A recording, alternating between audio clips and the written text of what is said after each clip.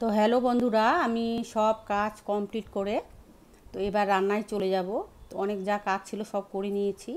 তো বাজার থেকে রুই মাছ নিয়ে আসছে, সেই মাছটাকে আমি এখন রান্না করব। তো সেই মাছটা আমি কাঁচা রান্না করব। তো কে কে কাঁচা খেতে ভালোবাসো কমেন্ট করবে ভালো লাগলে, আর যারা খাও না তারাও কমেন্ট করবে। তো মাছটাকে আমি সুন্দর করে ধুয়ে পরিষ্কার করে রাখছি। আর এদিকে টমেটো কুচি, পেঁয়াজ কুচি, আদা রসুন সব নিয়ে নিচ্ছি। আর কয়েকটা লঙ্কা নিব, আর জিরা ধনিয়া গুঁড়া আছে, ওটা আমি গুঁড়াটাই দিয়ে দেবো।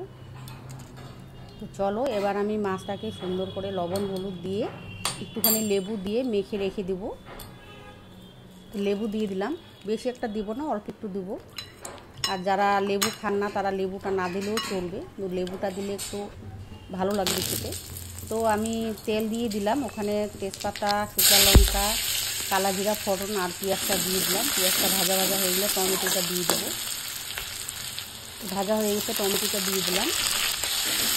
এবার একটু হালকা ভাজা হয়ে গেলে হলুদ আর লবণটা পরিমাণ মতো দিয়ে দেবো।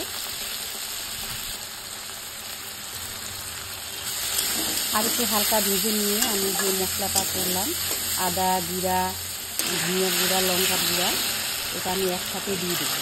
তো মশলাটা দিয়ে দিলাম, আর একটু হালকা জল দিয়ে দেবো। জল দিয়ে একটু মশলাটাকে কষে নেবো। তো এবার আমি আস্তে আস্তে মাছটা দিয়ে দেবো এক এক করে। মাছটাকে দিয়ে খুব কম আঁচে মাছটাকে রান্না করতে হবে, হিটটা বেশি বাড়ানো যাবে না। তো মাছটা আমি দিয়ে দিলাম, এবার উল্টে দিব।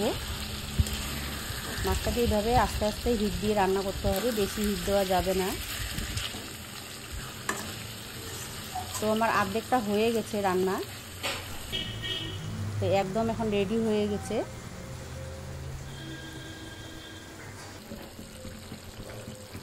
একদম কমপ্লিট রান্না। তো চলো টাটা বাই। কেমন হয়েছে সবাই কমেন্ট করে বলবে।